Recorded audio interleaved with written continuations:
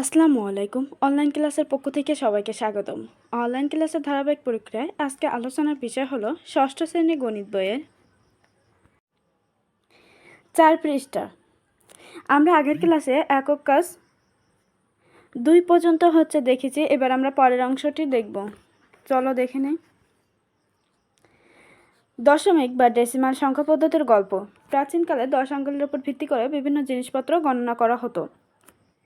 0 থেকে 9 পর্যন্তই এই মোট 10টা চিহ্ন ইন্দ্র আরবীয় সংখ্যা পদ্ধতির সংখ্যা তৈরি করে যে প্রক্রিয়াটি গণিতবিদগণ আবিষ্কার করেছিলেন তা দশমিক সংখ্যা পদ্ধতি হিসাবে পরিচিতি লাভ করেন। গণিতবিদগণ ভাবলেন, আমরা যদি সংখ্যাকে প্রকাশ করতে চাই তাহলে নিচের মতো করে প্রকাশ করব, মানে এইভাবে প্রকাশ করবে।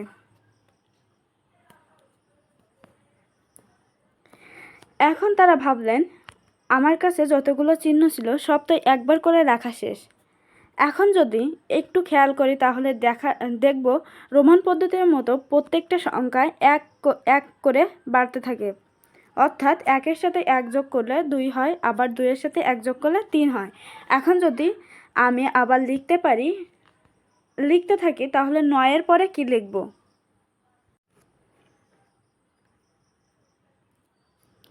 প্রথমবার লেখা শেষ।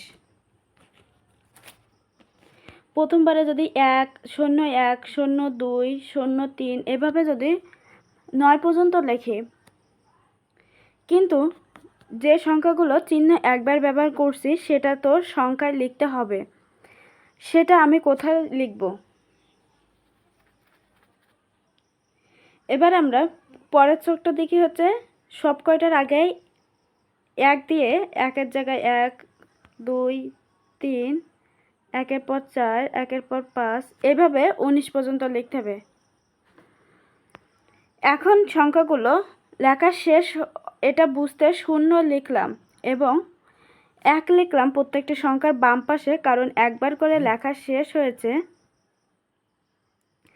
তারপর বললেন শুধু 1 এবং 10 এর শূন্যের বাম পাশে 1 কিন্তু একই অর্থ প্রকাশ করে না, অর্থাৎ এদের মান কিন্তু এক নয়, কারণ 10-এর বাম পাশে 1 বলছে আমরা সবগুলো সংখ্যা একবার করে লিখে ফেলছি। এখন যদি আমি আবার একবারের পর এভাবে লিখতে থাকি তাহলে কি হবে?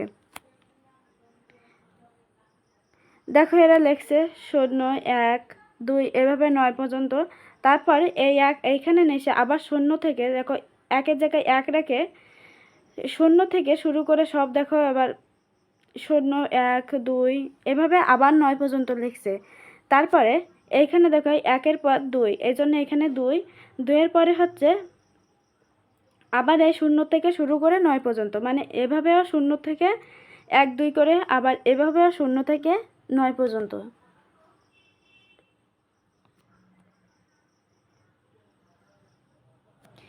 এখানে 2 এর 2 আর 12 এর 2 কিংবা শুধু 2 এর মান কিন্তু একই নয়।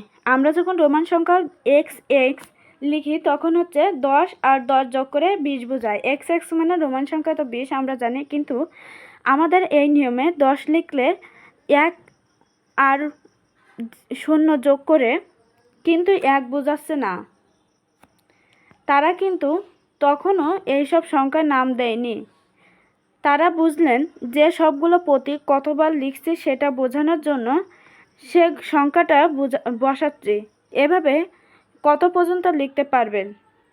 তাহলে যে 9টি প্রতীক আছে সবগুলো দিয়ে যদি দুইবার করে নানাভাবে লিখি তাহলে আমরা 99 পর্যন্ত লিখতে পারবো।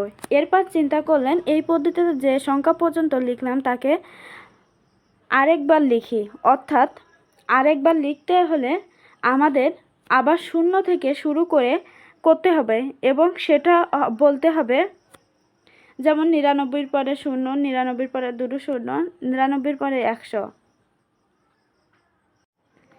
এরপর আমরা যদি খেয়াল করি উপরে লেখা বামের অঙ্কগুলোতে তাহলে দেখব সেখানে আমরা একবার করে 9 সবগুলোর প্রতীক লিখে ফেলছি। অতএব আমাকে আরেকটা শূন্য বসাতে হবে। এখন বাম পাশে যদি 1 লিখি তাহলে এই 100 এর বাম পাশে 1 কিন্তু 2 অঙ্কের সংখ্যা, বামের সংখ্যাগুলো কয়বার লেখা হয়েছে তা প্রকাশ করেছে, কিন্তু 2 অঙ্কের সংখ্যার ডান পাশের সংখ্যাগুলো কি দিয়ে প্রকাশ করেছে। এরপর একটি নাম দিলেন। এরপর 2 অঙ্কের সংখ্যাগুলো বামের অঙ্কটিকে দশক এবং 3 অঙ্কের সংখ্যাগুলোর বামের অঙ্কটিকে শতক বলে নাম দেন। মানে এই 2 অঙ্কের বামের অঙ্ককে দশক বলছে এবং এই 3 অঙ্কের বামের শেষ অঙ্ককে শতক বলছেন। অর্থাৎ আমরা যদি দেখি, প্রথম একটা 10 গুণ হলে 10 গুণ হয়ে 10 এবং 10 গুণ হলে 100 হয়।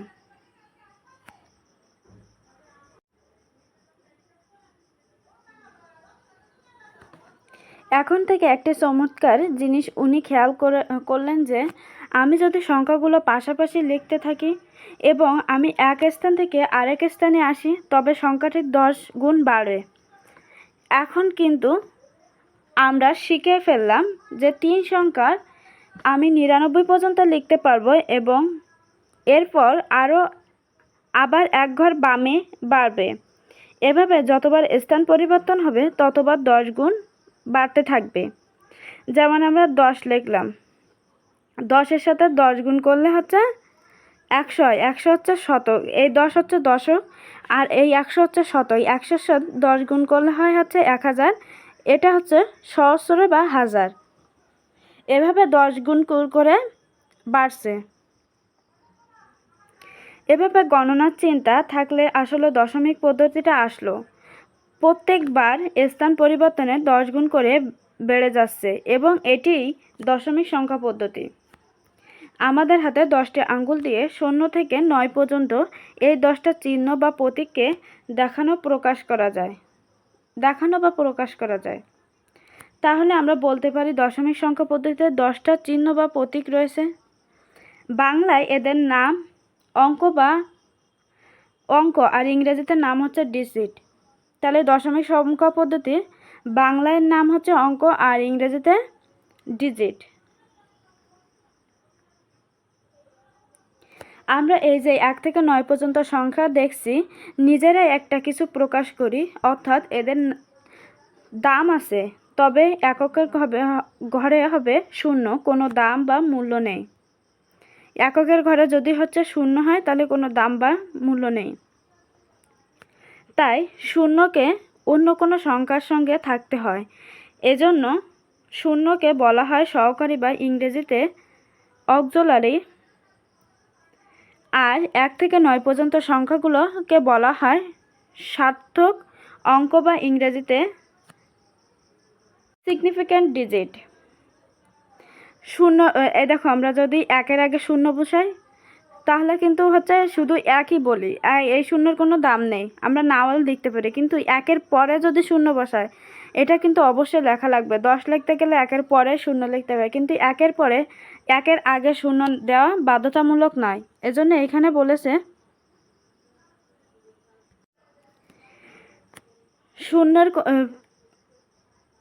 শূন্যকে বলা হয় হচ্ছে সহকারী বা অক্সিলারি। এটার সঙ্গে হচ্ছে থাকতে হবে, এটা কখনোই একা বসে না, আর বসলেও তার কোনো মূল্য নেই। এই জন্যই হচ্ছে একে অক্সিলারি বা সহকারী বলা। আর 1 থেকে 9 পর্যন্ত আমরা শুধু 1 বসালেও 1 গণ্য হয়, আবার শুধু 11 বসালেও কিন্তু 11 গণ্য হয়। এই জন্য এগুলো হচ্ছে সামার্থক বা সিগনিফিক্যান্ট ডিজিট বলা হয়। আমরা আগে রোমান সংখ্যার কথাই সময় বলেছিলাম XX বা XC, এভাবে পাশাপাশি সংখ্যার লেখাকে বলা হয় অঙ্কপতন। এনুমেরেশন কোনো সংখ্যা যদি আমরা লিখতে চাই তাহলে আমরা 0 থেকে 9 চিহ্নগুলো একটি নির্দিষ্ট পদ্ধতিতে লিখব, যে পদ্ধতিতে প্রতিবার যখন সংখ্যাটা বাম দিক থেকে আসবে তখন সেটাকে বলা হয়, সেটা থেকে 10 গুণ বেড়ে যাবে। তাহলে এখন আমরা দেখি একটি সংখ্যা 123, এখানে 3টি অঙ্ক আছে এবং তিনি ডান থেকে একক, দশক, শতক এভাবে প্রতিটি একটি করে নাম দিয়েছেন।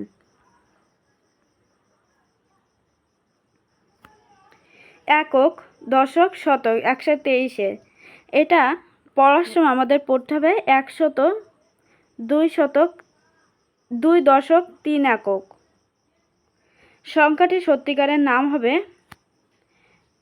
100 প্লাস 2 দশক প্লাস 3টা একক সমান 123। এভাবে আমরা সংখ্যাগুলো লিখতে শুরু করলাম এবং লেখার ফলে কিন্তু আমরা দশমিক পদ্ধতি পেয়ে গেলাম।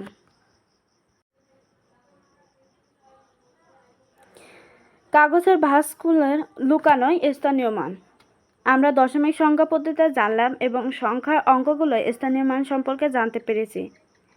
এবার চলো একটি মজার খেলা খেলি। খেলাটি হলো কোনো কাগজের একটি সংখ্যা বিশেষভাবে লিখে কাগজটি এমনভাবে ভাঁজ করব যেন খুললে আমরা সংখ্যাটি স্থানীয় মান দেখতে পাই। যেমন 78 লিখছি বা 78 সংখ্যাটি কিভাবে আমরা তৈরি করে যায় তা ছবির মাধ্যমে দেখি। প্রথমে কাগজটির নিচে ছবির মতো 70 সংখ্যাটি লেখো। তারপরে শূন্যের ডান প্রান্ত থেকে কাগজটি ভাঁজ করো এবং বাম থেকে ভাঁজ করে শূন্যকে ঢেকে দাও। তারপর ভাঁজ ডানের সাইডের কাগজে 8 সংখ্যাটি লিখে সংখ্যাটি তৈরি করো। এখন দেখি প্রথমে একটা কাগজ নিছো, তারপরে 70 লিখছো। 70 পরে কাগজটির যে ফাঁকা অংশ, এই সাইডের যে ফাঁকা অংশ এটা ভাঁজ করে দিছো। এইভাবে ভাঁজ করে দিছো। তারপরে হচ্ছে শূন্যটা ঢেকে দিবে, দিয়ে দেখবে 78 দেখাচ্ছে। এই 8টা 7-এর পরে 8, 78 দেখাচ্ছে। তারপরে যদি আবার চাও কাগজটি খুলবে তখন দেখবো হচ্ছে 708 দেখাবে। নিচে ছবির মতো ভাঁজ করে কাগজটি আংশিক সরিয়ে 7 ও 8 স্থানীয় মান দেখতে পাবে। দেখো আংশিক সরিয়ে হলো 7-এর মান হচ্ছে একক, আর হচ্ছে শূন্যের মান হচ্ছে দশক, 7-এর মান হচ্ছে শতক, 8-এর মান, এখন যদি আমরা শূন্যটা ঢেকে দেয় দেখো 8-এর মান হচ্ছে একক আর হচ্ছে 7-এর মান হচ্ছে দশক। এই যে 8 একক আর দশক হচ্ছে 7।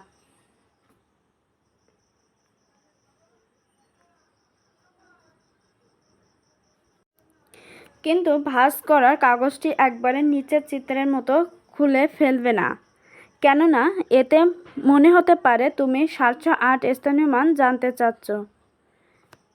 দেখছো এখানে কতটা গ্যাপ, এই জন্য এভাবে হচ্ছে খুলে ফেলবে না। একক কাজ, কাগজের স্ট্রিপের সাহায্যে আরও বড় সংখ্যা তৈরি করো। মানে এভাবে কাগজ ভাঁজ করে আরও বড় সংখ্যা তৈরি করতে হবে। দেখো এখানে যেরকম 70 লেখা না, তোমরা এখানে হচ্ছে 121 কিংবা হচ্ছে 223 এরকম দিয়ে এরকম একই সাইজের ভাঁজ দিয়ে এই সাইডে 8-এর জায়গায় অন্য আর একটা সংখ্যা দিয়ে এভাবে বড় সংখ্যা তৈরি করবে। জোড়াই কাজ, দীর্ঘ কাগজের স্ট্রিপের সাহায্যে আরও বেশি বেশি অঙ্ক বিশিষ্ট সংখ্যার জন্য সিক্রেট নাম্বার তৈরি করো। একে অপরকে দেখাও, ভুল হলে সহায়তা করো, প্রয়োজনীয় শিক্ষকের পরামর্শ নাও। মানে এইভাবে আরও বড় বড় সংখ্যা তৈরি করে একে অপরকে দেখাবা এবং যদি ভুল হয় সেটা প্রয়োজনীয় শিক্ষককে দেখাবা। অঙ্কপতন রীতি, দেশীয় রীতি, একক, দশক, শতক, হাজার, লক্ষ, কোটি। হাজারের ঘরে দেখো দুইটা, একটা হাজার একটা অযুত। এটা হচ্ছে যখন হচ্ছে জোড়া কোনো হাজার, 82,000, 83,000 কিংবা 90,000, সেই সময় হচ্ছে এই দুই অঙ্ক বিশিষ্ট হচ্ছে কোডগুলো বসে। তারপর হচ্ছে লক্ষের ঘরে দেখো লক্ষ নিযুত, এই লক্ষের ঘরে হচ্ছে 30 লক্ষ দেওয়া আছে। এভাবে যদি 40 লক্ষ, 45 লক্ষ, 43 লক্ষ এমন কিছু হয় লক্ষ, তখন হচ্ছে নিযুতের ঘরে হচ্ছে আগেরটা বসবে, পরের সংখ্যাটা পরে বসবে। যেমন 30-30-এর আগের সংখ্যাটা নিযুতের ঘরে বসছে, লক্ষের ঘরে হচ্ছে 0 বসছে, তারপর কোটি। তোমরা এটা মুখস্থ করবে এভাবে: একক, দশক, শতক, সহস্র বা হাজার, অযুত, লক্ষ, নিযুত, কোটি। 1,30,82,524। দেখো এখানে 1,30,82,524। আন্তর্জাতিক রীতিতে একক, দশক, শতক, হাজার, লক্ষের জায়গায় মিলিয়ন আর কোটির জায়গায় হচ্ছে বিলিয়ন হবে। তারপর হাজার হবে 3টি ঘর বিশিষ্ট, আর হচ্ছে মিলিয়নও হবে 3টি ঘর, বিলিয়ন হবে 3টি ঘর। এইখানে কিন্তু হাজারের ঘরে 2টা দেশীয় রীতিতে, আবার লক্ষের ঘরেও 2টা, কোটির ঘরে 1টি। তো এইভাবে হচ্ছে হাজারের ঘরে 3টা হবে, আন্তর্জাতিক মিলিয়নের ঘরে 3টা, আবার বিলিয়নের ঘরে 3টা হবে।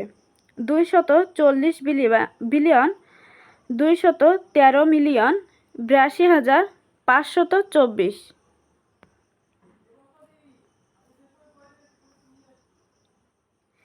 দেশীয় আন্তর্জাতিক রীতির তুলনা। দেশীয়: একক, দশক, শতক, হাজার, লক্ষ, কোটি। হাজার, অযুত, লক্ষ, নিযুত। একক, দশক, শতক, হাজার, অযুত। এখানে দেখো শতক হচ্ছে দেশীয় পদ্ধতিতে 1, আন্তর্জাতিক দেশীয় পদ্ধতি শতক পর্যন্ত 1। তারপর দেখো হাজারের ঘরে দেশীয় পদ্ধতিতে হচ্ছে 2টা ঘর, আর হচ্ছে আন্তর্জাতিক পদ্ধতিতে 3টা ঘর। আর হচ্ছে মিলিয়নের ঘরে দেশীয় পদ্ধতিতে লক্ষ হচ্ছে এই পর্যন্ত, আর আন্তর্জাতিক পদ্ধতিতে লক্ষ বা মিলিয়ন হচ্ছে এই পর্যন্ত। তারপর হচ্ছে বিলিয়ন। জোড়ায় কাজ: প্রতি জোড়ায় 0, 1, 2, 9 অঙ্কগুলো পুনরাবৃত্তি সহ লিখে মোট 16টি কাগজের টুকরো তৈরি করো। নিচের একটি নমুনা দেওয়া হলো। দেখো এইভাবে হচ্ছে এক এক সংখ্যা ডাবল করেও 16 পর্যন্ত লিখতে বলছে। লেখে কাগজগুলো টুকরো করতে বলছে। এবার প্রতি জোড়ায় তৈরি করা 16 টুকরা কাগজ একটি লটারির মাধ্যমে জোড়ায় প্রত্যেকটি 8টি কাগজের টুকরা করে নাও। মানে এই 16টা টুকরা করে 2টা দল হবে। মনে করো এ একটা দল, বি একটা দল। তো এ হচ্ছে 8টা টুকরা নেবে, বিও 8টা টুকরা নেবে, মোট 16টা। তা আমরা ধরলাম হচ্ছে এই পর্যন্ত এ, আর এর নিচের 2 ঘর হচ্ছে বি। এরপর জোড়ায় প্রত্যেক শিক্ষার্থীর লটারি প্রাপ্ত 8টি কাগজের টুকরো সাজিয়ে সর্বোচ্চ এবং সর্বনিম্ন সংখ্যা তৈরি করে খাতায় লেখো। এইখানে লেখি এর ভাগে কয়টা, সর্বোচ্চ এবং সর্বনিম্ন। আগে আমরা সংখ্যাগুলো সাজাই নেই। 1, 0, 1, 2, 3, 5, 6, 7। 1, 2, 3, 5, 6, 7। 1 2 বার লেখা, তো এইভাবে সাজায় লিখতে বলছে। তারপর হচ্ছে সর্বোচ্চ এবং সর্বনিম্ন সংখ্যা। এর হচ্ছে সর্বনিম্ন সংখ্যা হচ্ছে 0, আর সর্বোচ্চ সংখ্যা হচ্ছে 7। বির ক্ষেত্রে সর্বনিম্ন সংখ্যা হচ্ছে 0, আর হচ্ছে সর্বোচ্চ সংখ্যা হচ্ছে 9। সর্বনিম্ন সংখ্যা 0 এবং সর্বোচ্চ সংখ্যা 9। এবার জোড়ায় 2 জনের সর্বোচ্চ সংখ্যা দুটির মধ্যে যার সংখ্যাটি বৃহত্তম সে 1 পয়েন্ট পাবে। মানে যার সংখ্যাটি, দেখো 20 সংখ্যাটি হচ্ছে বড়, 9 হচ্ছে এর সংখ্যা হচ্ছে বড় সংখ্যাটি 7, এবং হচ্ছে 20 সংখ্যাটি 9, বি এর সংখ্যাটি হচ্ছে বড়, এজন্য বি হচ্ছে 1 পয়েন্ট পাবে। এবার জোড়া 2 জন শিক্ষার্থীর সর্বনিম্ন সংখ্যা দুটির মধ্যে যার সংখ্যাটি ক্ষুদ্রতম সে 1 পয়েন্ট পাবে। 2 জনের সমান কিন্তু এখানে যদি আমি বির এইখানে ধরি 1 এবং হচ্ছে এর এখানে যা আছে তাই থাকুক, এটা হচ্ছে 1 ধরলে দেখো হচ্ছে 0 থেকে 1 বড়, এই জন্যে বি 1 পয়েন্ট পাবে। যদি এই জায়গায় 0 ধরি, বির এখানে 0 ধরি, এর এইখানে 1 ধরি, তো সর্বনিম্ন সংখ্যা এরটা বড়, এই জন্যে তখন হচ্ছে এর এইখানে 1 হবে। যার মোট পয়েন্ট বেশি হবে সে বিজয়ী হবে। পয়েন্ট সমান হলে খেলা ড্র হবে। এর মানে তোমরা হচ্ছে প্রথম হচ্ছে 8টি করে কাগজ নেবে 2 দলে। তো আমি আবার দেখলাম হচ্ছে আবার ভালো করে বোঝানোর সাথে নিলাম এ আর বি গ্রুপ। তো এ গ্রুপে সর্বোচ্চ সংখ্যা হচ্ছে সর্বনিম্ন সংখ্যা 3 নিলাম, আর হচ্ছে সর্বোচ্চ সংখ্যা নিলাম 8। বি গ্রুপে সর্বনিম্ন সংখ্যা নিলাম 1 এবং হচ্ছে সর্বোচ্চ সংখ্যা নিলাম 9। এখন দেখো প্রথম হচ্ছে বৃহত্তম সংখ্যার মধ্যে এ আর বি গ্রুপের মধ্যে কোনটা বড়, যেটা বড় হবে সেটা তার হচ্ছে পয়েন্ট 1 হবে। এখন দেখো এ গ্রুপের হচ্ছে 8 এবং বি গ্রুপের হচ্ছে 9, বি গ্রুপেরটা বড়, এই জন্য হচ্ছে এইখানে বি গ্রুপের পয়েন্ট হবে 1। এখন সর্বনিম্ন সংখ্যার ক্ষেত্রে হচ্ছে বি গ্রুপের 1 এবং হচ্ছে এ গ্রুপের 3, তো 1 এর চেয়ে 3 বড়, এই জন্য এ গ্রুপে 1 হবে। তারপরে দেখো দুইজনের সমান, এখানে কেউ বিজয় না। আমরা যদি এ গ্রুপের এইখানে